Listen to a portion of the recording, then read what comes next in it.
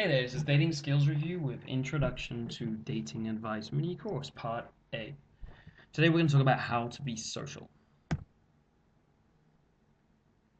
Now, some men don't really have very effective social skills. We all know how important social skills are in communication, for your careers, for everything. It's been drummed into us since we were little. Did you know how important it is for dating and for getting more success with women? Very. So, here are some of the things you may be feeling if you don't have effective social skills. Do you feel awkward at social events, not really knowing what to do, not knowing where to go? You just feel uncomfortable. Doesn't feel like you. Limited number of friends. How many friends you have? 5, 6, 20, 50? You can tell how social a person is just by this indicator alone. If you've just got 5 friends, then you're not very social. You're actually very kind of antisocial. Poor understanding of social situations. Now, most people don't actually understand when they don't get social situations. But what you'll kind of see is that when you're with people, there will be things going on, and you feel like you're a bit missed out, or sometimes they'll be talking about something, and someone kind of rolls their eyes at you, and as if you don't get it, or they'll make excuses to leave in some cases. And these are signs that you don't get the social situation. It's something you haven't picked up on and you haven't played along with, and you kind of made people feel uncomfortable. Bad communication skills. So if you're just not a good converser, you can't talk about all the subjects with people, then you're not doing so well. Hard time meeting new people. How comfortable do you feel talking to strangers, new people, or starting conversations with them? Lack of variety in social circles. If all of your friends are from school or from work or someplace like that, then you're not a very social person. Social people have a wide variety of friends, and that actually is rewarding for their lives and brings them more social activities and so on they become more social naturally. And this brings us to the men that are social. Now, do you do any of these? Proactively lead friends to events and activities. Are you the one suggesting that you move on to an event, or that you do something on Thursday, or that everyone go and play paintball, or whatever the activity may be? If you're the one leading, then you're actually someone who's pretty social and you're doing well socially. Are you seen as the leader in their group? If people generally look to you to see where you're going to go next, or what you're going to do next, or what should happen next, then that's a very good sign, right? Introduce friends to other contacts and friends. Are you always introducing people to each other? So that they can make new connections. Social. This is what social people do all the time, and they do it very easily. But what you find with the people who aren't so social is that they'll tend not to kind of want to introduce different friends and contacts to each other because they're working within a social scarcity mindset. They don't have that many contacts or friends, so they kind of like to keep them for themselves. Make sense? Perceived as in the know in the city. So if, for example, you get visitors in the city and they're always asking, and they ask you where to go, you get other people saying, hey, he knows where to go, then you're obviously very social. Have several social options every day of the week.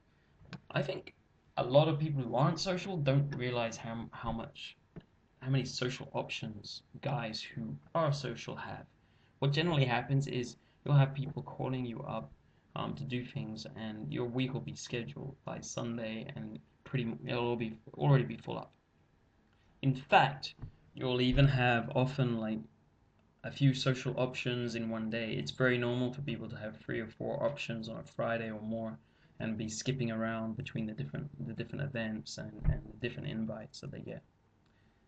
Set up and organize popular social events. Now, if you're really leading and doing well socially, then you're actually creating social events yourself, whether it be at clubs or restaurants or other places, or maybe some activities for people, and you're organizing them and you're getting a lot of people involved and kind of like promoting those events. So that's kind of the people who lead this.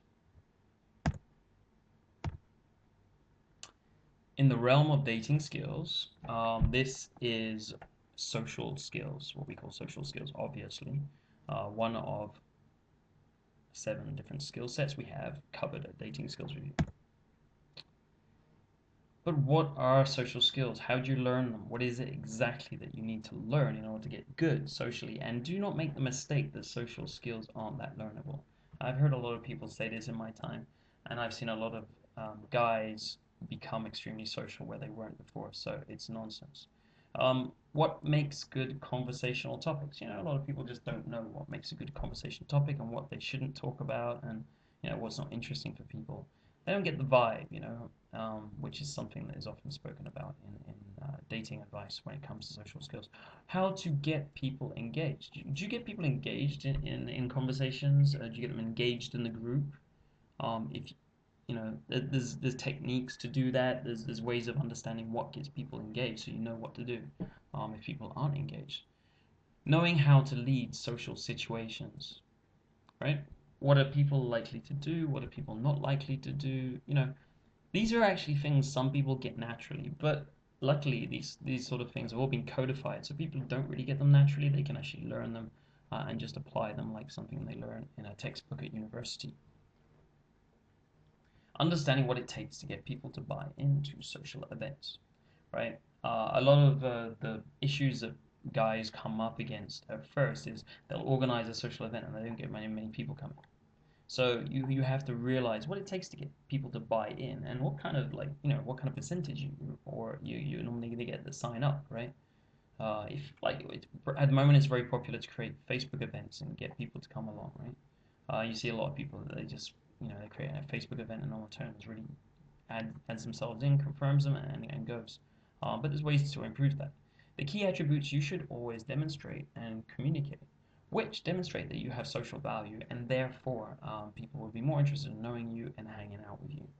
Uh, so yeah, those are things you have to learn. Techniques to keep in contact with an extended network. Now, when you become very social, you'll find that your timetable and schedule fills up tremendously, and before long, it actually becomes relatively difficult to stay in touch with anyone.